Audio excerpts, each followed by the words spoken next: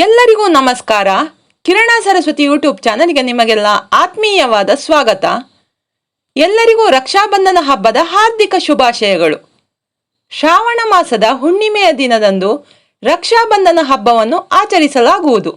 ಇದನ್ನು ಹಲವೆಡೆ ನೂಲ ಹುಣ್ಣಿಮೆ ಎಂದು ಕೂಡ ಕರೆಯುತ್ತಾರೆ. ರಕ್ಷಾಬಂಧನ ಹಬ್ಬವು ಸಹೋದರ ಮತ್ತು ಸಹೋದರಿಯರ ನಡುವಿನ ಬಾಂಧವ್ಯವನ್ನು ಆಚರಿಸುವಂತಹ ಹಬ್ಬವಾಗಿದೆ. ಶ್ರಾವಣ ಮಾಸದ ಹುಣ್ಣಿಮೆಯ ದಿನದಂದು ರಕ್ಷಾಬಂಧನ ಹಬ್ಬವನ್ನು ಆಚರಿಸುವ ಸಂಪ್ರದಾಯವಿದೆ. ಈ ದಿನದಂದು ಸಹೋದರಿಯರು ತಮ್ಮ ಸಹೋದರರ ಮಣಿಕಟ್ಟಿನ ಮೇಲೆ ರಕ್ಷಾಸೂತ್ರವನ್ನು ಕಟ್ಟುವ ಮೂಲಕ ಹಬ್ಬವನ್ನು ಆಚರಿಸುತ್ತಾರೆ. ರಕ್ಷಾಬಂಧನ ಹಬ್ಬದ ದಿನದಂದು ಸಹೋದರಿಯು ತನ್ನ ಸಹೋದರನ ಯೋಗಕ್ಷೇಮವನ್ನು ಸಂತೋಷವನ್ನು ಬಯಸಿ ಆತನ ಮಣಿಕಟ್ಟಿನ ಮೇಲೆ ರಕ್ಷಾಸೂತ್ರವನ್ನು ಕಟ್ಟುತ್ತಾಳೆ. ಹಾಗೂ ಸಹೋದರನು ಈ ಸಮಯದಲ್ಲಿ ತನ್ನ ಸಹೋದರಿಗೆ ರಕ್ಷಣೆಯನ್ನು ನೀಡುವ ಭರವಸೆಯನ್ನು ನೀಡುತ್ತಾನೆ. ಈ ರಕ್ಷಾಬಂಧನ ಹಬ್ಬದ ಮಹತ್ವ ಏನೆಂದು ನೋಡುವುದಾದರೆ, ರಕ್ಷಾದಾರವು ಪ್ರೀತಿ, ವಿಶ್ವಾಸ ಮತ್ತು ರಕ್ಷಣೆಯನ್ನು ಸಂಕೇತಿಸುವಂತಹ ಪವಿತ್ರ ದಾರವಾಗಿದೆ. ರಕ್ಷಾಬಂಧನ ಎಂದರೆ ರಕ್ಷಣೆಯ ಬಂಧ. ಇದು ಸಹೋದರರ ನಡುವಿನ ಶಾಶ್ವತ ಪ್ರೀತಿ ಮತ್ತು ಕರ್ತವ್ಯದ ಸೂಚನೆಯಾಗಿದೆ.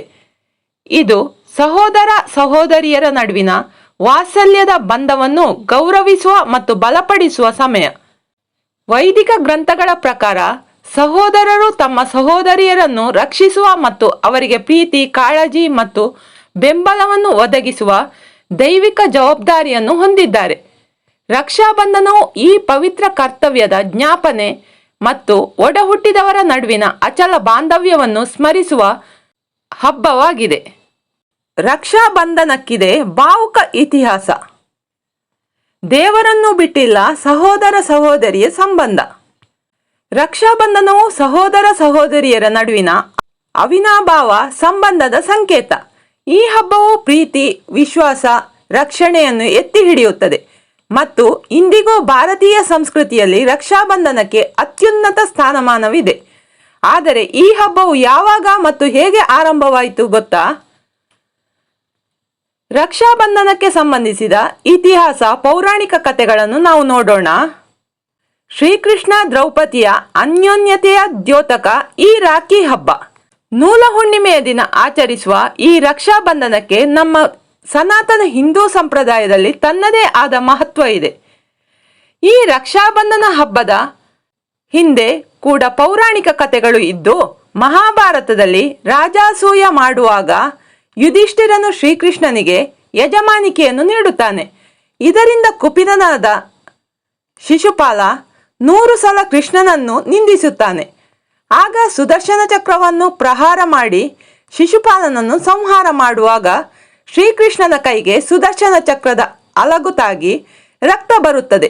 ಈ ಸಂದರ್ಭದಲ್ಲಿ ದ್ರೌಪದಿ ತನ್ನ ಸೀರೆಯಲ್ಲಿನ ತುಣುಕನ್ನು ಹರಿದು ಶ್ರೀಕೃಷ್ಣನಿಗೆ ಕಟ್ಟುತ್ತಾಳೆ.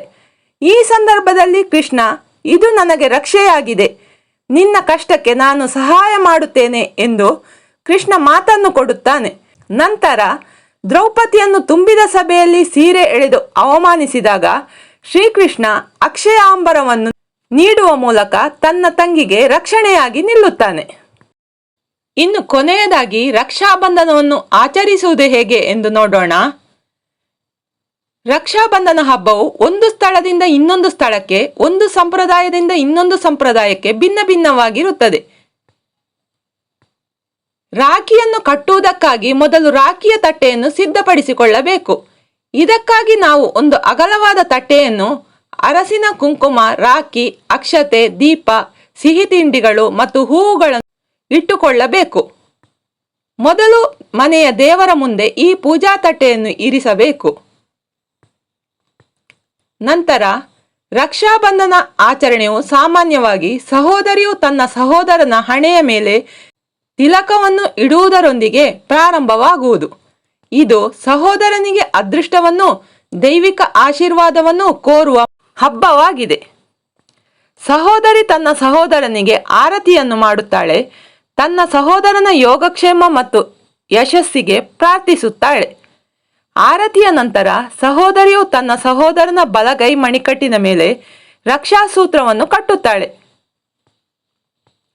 ರಾಖಿ ಕಟ್ಟಿದ ನಂತರ ಸಹೋದರ ಮತ್ತು ಸಹೋದರಿಯರು ಪರಸ್ಪರ ಸಿಹಿಯನ್ನು ತಿನ್ನಿಸುತ್ತಾರೆ. ಸಹೋದರಿಯು ರಕ್ಷಾಸೂತ್ರವನ್ನು ಕಟ್ಟಿದ ನಂತರ ಸಹೋದರನು ಆಕೆಗೆ ಉಡುಗೊರೆಯನ್ನು ನೀಡುತ್ತಾನೆ.